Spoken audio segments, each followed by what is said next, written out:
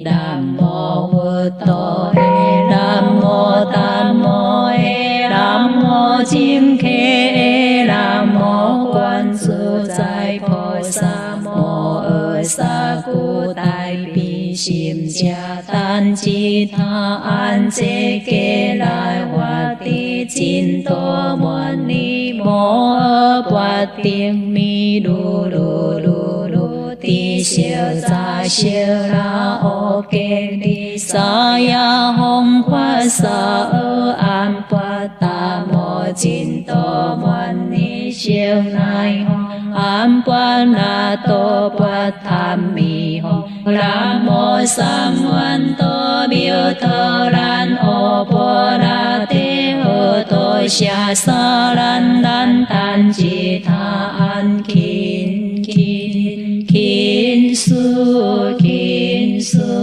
Hồng Hồng Diệp Quả Na Diệp Quả Nai Quả Na Diệp Quả Nai Quả Na Diệp Quả Nai Tế Siêu Cha Tế Siêu Cha Siêu Ti Đi Sa Wa Cha Sen Ti Kya Siêu Đi Sa Wa